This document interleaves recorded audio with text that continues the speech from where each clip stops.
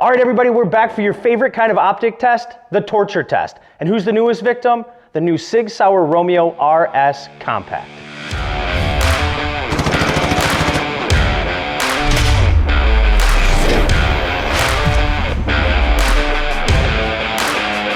The Sig Sauer Romeo RS Compact is Sig's new entry-level pistol optic. It seems to be marketed as kind of an inexpensive or cheap, but rugged general red dot. This optic is the successor to the Romeo Zero, probably one of my most hated red dots of all time. I had it on a 365 XL that came with this dot from the factory. And within just a couple of shooting sessions, it completely lost zero multiple times. I wound up actually scratching the plastic optic lens with a brand new clean Q-tip and lens cleaner. And then I warped the plastic. And you couldn't even use the illumination button on the thing because it was utterly impossible to get to. Then came the next iteration, the Romeo Zero Pro. They fixed some of the shortcomings. They added a glass lens, a better button, beefed up the body with carbon-infused polymer, and added a circle dot option. But it still kind of sucked, to be honest with you. It just sucked less than the previous model.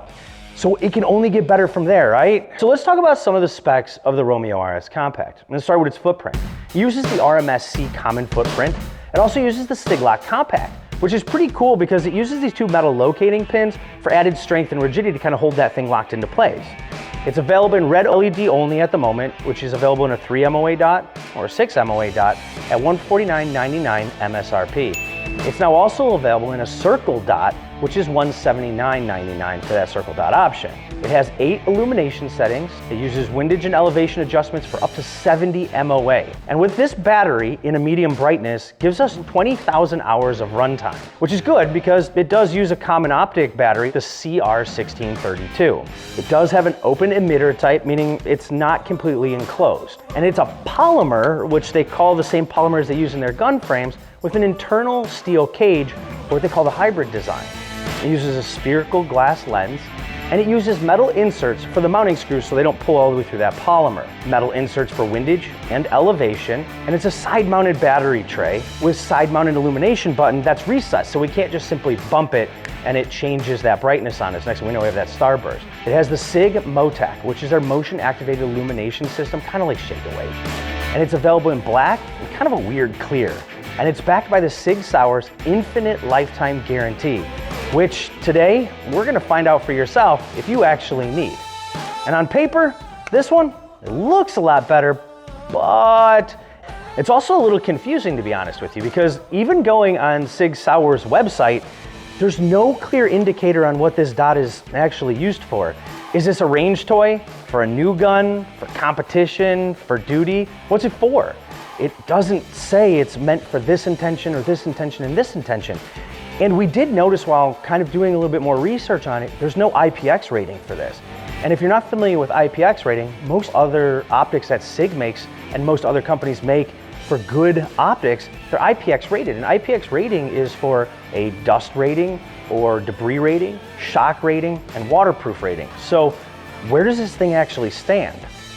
We don't know. And for us, the only way to find out is, well, to test it the way we test it, the way you expect us to test it. So let's go ahead and give it that test, that torture test. We're gonna start off with our 2x4 test. We're gonna rack the optic off this 2x4 a few times, then pick up the 2x4, smack it directly on the top, see how it did by confirming zero.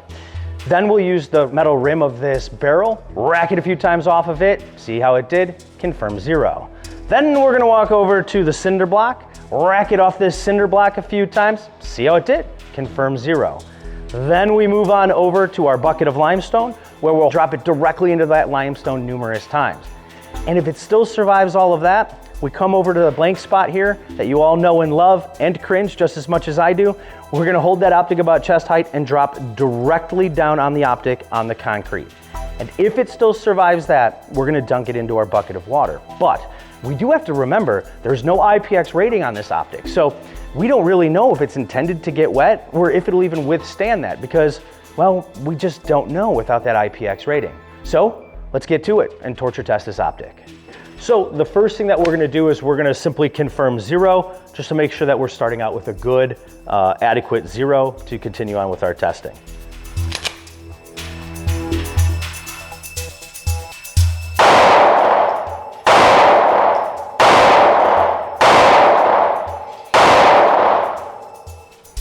Sweet, I think we're confirming a good quality 0, but I did have an idea. I usually use my optic as a way to rack my firearm, and I want to make sure that if I rack just with my hand off this firearm to get this into battery, is it going to hold 0 just for something as simple as that?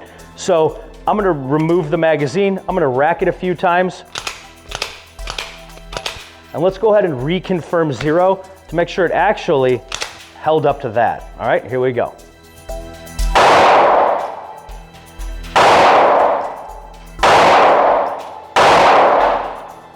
Sweet, we got one that dropped just a little bit, but that's probably human error, so let's just keep going. Let's do it.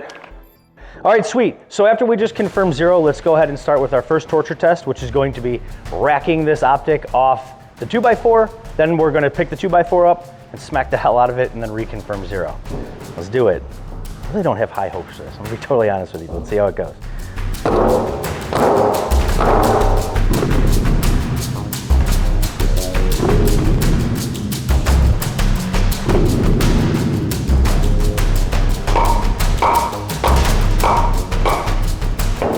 All right, so I still have a dot. It's crisp, it's clear. I don't seem to see any physical damage. So I think what we should do is just, let's confirm 0 and see if we held 0 and see if it held up to that first test. All right, sweet. So let's go ahead and do our first confirmation after the 2x4 hit. Here we go.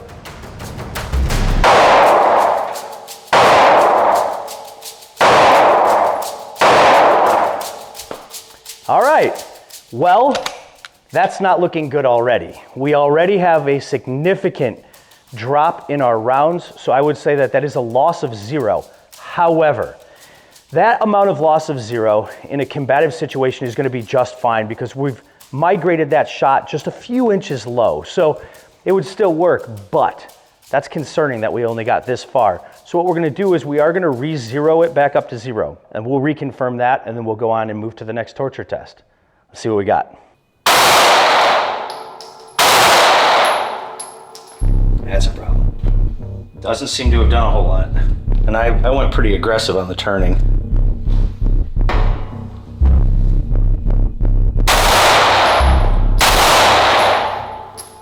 Wow. I'm about 3 to 4 complete revolutions already. So let's go crazy with it.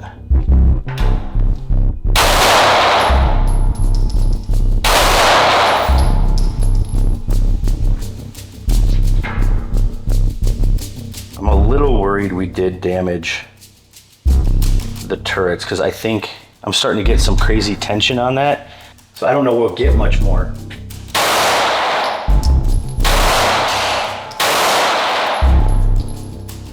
Let's see if I could turn it a few more. No, that's it.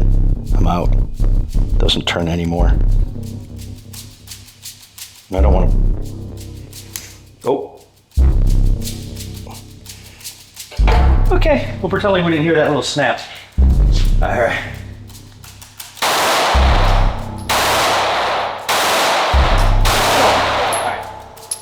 I'm good with that. We've got to acknowledge that we're running a little low. So we did kind of fall into our first problem. And while it didn't take the optic totally out of the game, it is kind of a big problem because when we did that confirmation 0 shot after doing the 2x4 thing, we noticed that we were shooting really, really low. Again, not where that would take us out of a fight, but it was really low. Where the problem really came in is when I tried to adjust it back up. It was smoothly adjusting and all of a sudden it hit a lot of tension.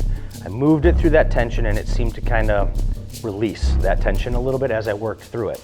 So we stopped there, but we're talking about a lot of revolutions on that screw just to get it to come back up near where we had it before. So we did confirm 0, but we are shooting what I would speculate is about a ½ an inch low on where we're at. So I'm gonna say that's good enough right now to get us back into the testing, but I would say we kind of failed almost at this first test. And I think amongst our crew, we had some bets on how far we would get. And I think we did have one person, was it you that said that? That did say that he thought it was gonna fail at the 2x4 test. So let's carry on, reconfirm, let's see where we're at, but I don't think that we have the ability to adjust at least elevation anymore. So let's throw it through the rest of the paces and we'll jump on to the next test. So We're on to our next part of the torture test, which is simply racking off the metal rim of this barrel. Once we're done doing that, we'll reconfirm 0.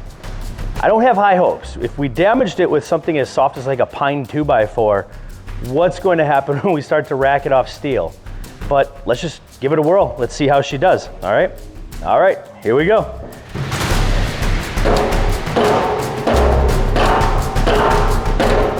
All right, I think that's about enough. Physically speaking, again, it doesn't really look like we did much damage to it. It did mar some of the polymer here, but not real bad. And to be honest with you, when I was racking it down, I didn't really feel that polymer twist and flex like I did on a lot of the previous models, just simply racking with my hand. This one, I didn't even get that feeling while racking it off the steel drum. But just because it looks physically okay, doesn't mean it's actually okay.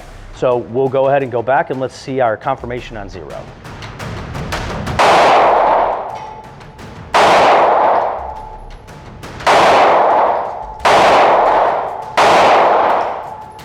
All right, well that last one I ditched. That's my problem. My hands are starting to get real sweaty out here on the range.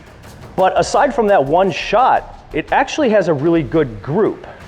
But we've seen a migration now coming down again. So while the grouping is okay, it migrated south. But again, in a combative situation, concealed carry or anything like that, that's still within an acceptable margin of error if we're talking about having to use it. So is it holding 0? No. Is it still holding a decent group and just about an inch or so low? It is. So technically this optic is still in the fight, which I definitely didn't expect after the 2x4 going to that steel drum. So let's keep going. All right, sweet. So let's move on to the next part of our torture test, and that's the cinder block rack. So we'll give it 5 good racks off the cinder block, go back, reconfirm 0, see where we're at. All right, ready?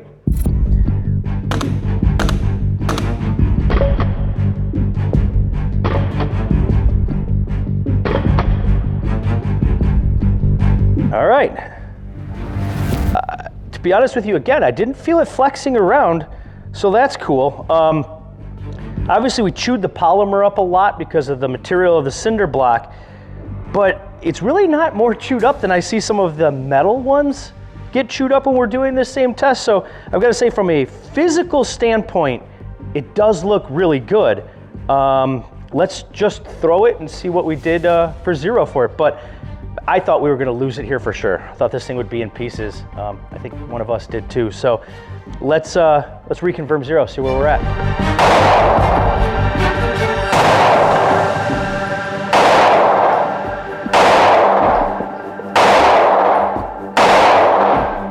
All right. Well, that doesn't look great.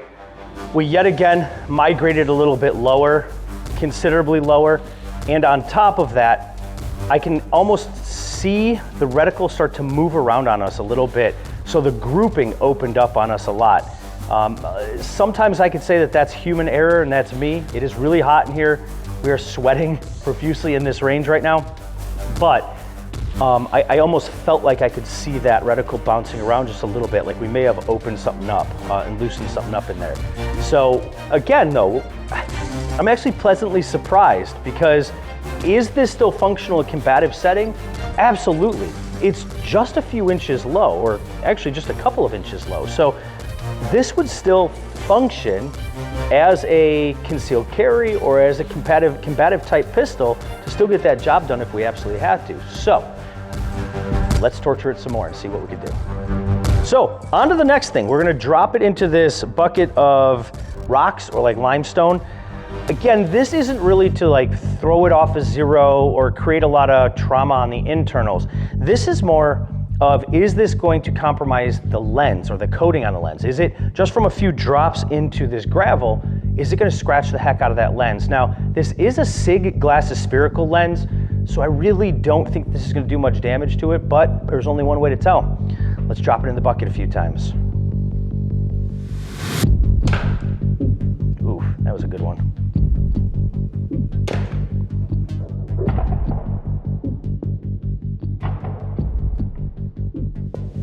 Go one more, because that one kind of hit the muzzle. Wow, that was a good solid one. All right, so really looking at it, It did mar up some of the polymer again, but nothing really bad. And we look at the lens, there's not a scratch on it. We don't have a single scratch in the coating, a chip, or anything like that.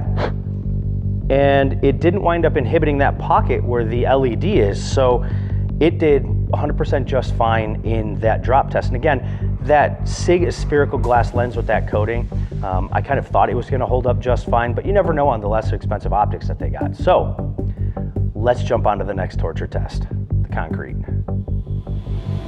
All right, sweet. So now we're on to your favorite test because I get the most comments of this down below. So go ahead and pause it, make a comment down below. Do you think it's gonna survive this part of the test? The drop test. Straight down onto the concrete, directly on the optic, all the way to the gun. You ready? Let's do it. Oh, I don't know if that dropped directly onto the optic or not. Shoot. I don't honestly know.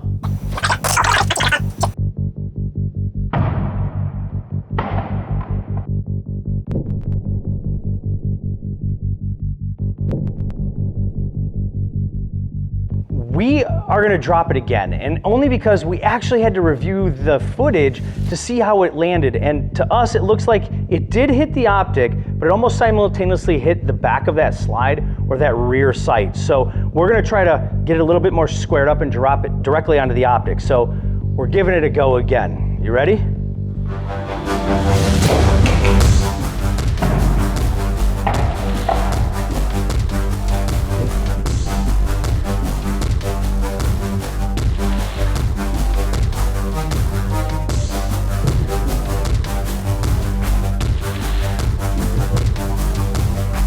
So we just dropped it directly on that optic.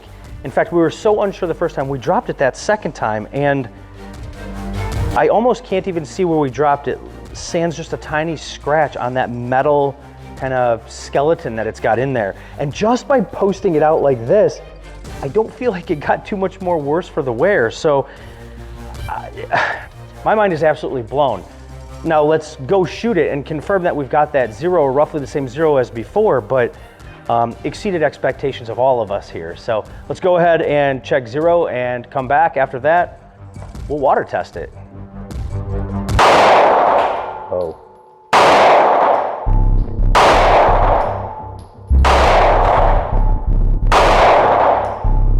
All right, so we did wind up losing even more elevation on our zero.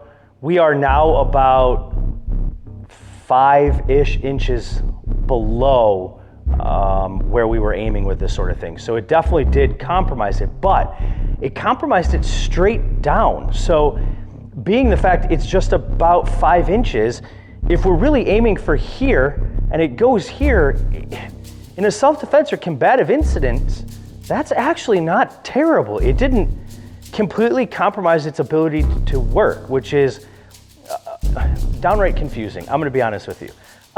So let's just move on to the next thing and see if we can toss it in the water and actually finally destroy this thing. All right, so now we are going to disassemble it really quick, leave it on the slide. We're gonna drop it in this bucket of water. We're gonna let it sit in there for a few minutes, then we'll come back to see whether that water was able to penetrate any part of this optic. Now, I do want to stop and say, this has no IPX rating that we know of. At least they don't advertise it. So doing this is not something that we feel this optic is actually meant to do. So we are, again, exceeding and going beyond what we feel like this is actually rated to do. So let's go ahead and disassemble it, pull out the barrel, and we'll just dunk it. All right, sitting at the bottom of the bucket. Let's give it some time, see if that water was able to get in there and screw that thing up. We'll come back, see if it still works.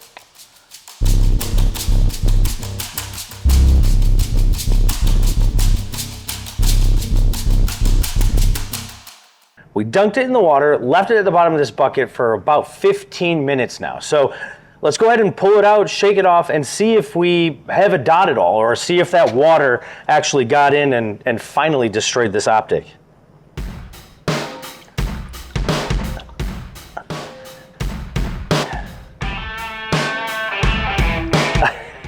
we have a dot. So it's fully working. The dot is 100% visible in that screen, and I am just amazed. I mean, it's clear. I mean, obviously where the water spots are, it's getting that little bit of bloom or starburst to it.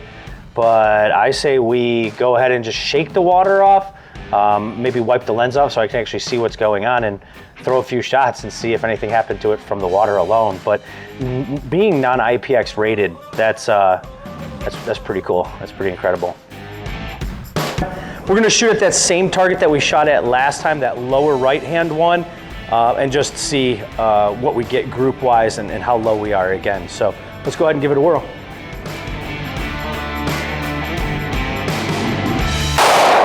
Oh. All right, did that get you?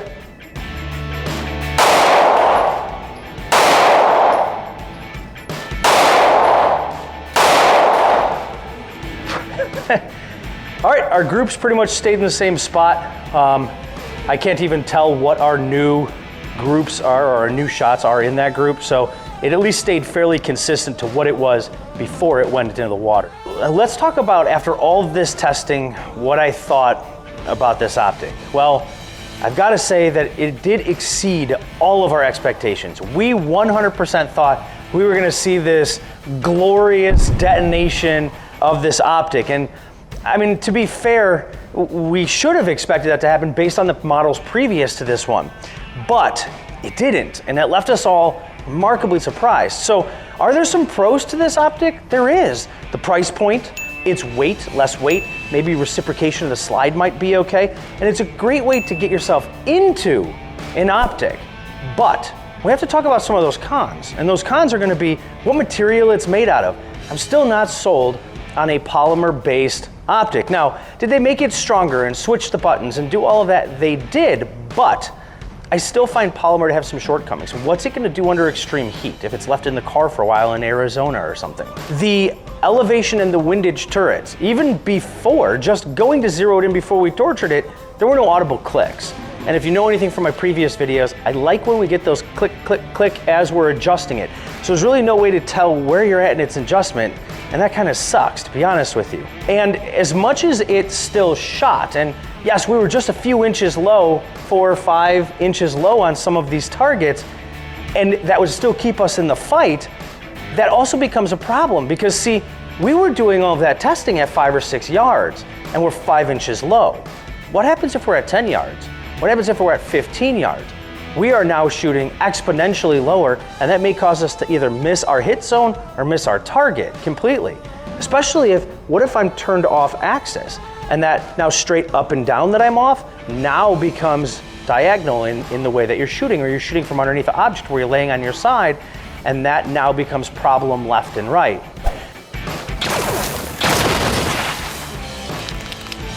We did break the optic. In fact, we broke it after the first test, but it didn't have the glorious failure we were all actually hoping for. We did think, God, we're gonna have a great day video recording this today because it's gonna explode in some glorious fashion, and unfortunately, it didn't. I'm very disappointed because we want to have combustion. Would I recommend this optic? It's hard to say. Maybe I would recommend this optic for a range toy. Sure, something that you want to get some practice out of. Could we say that it might be a basic entry level, kind of get you into IDPA or some competition shooting?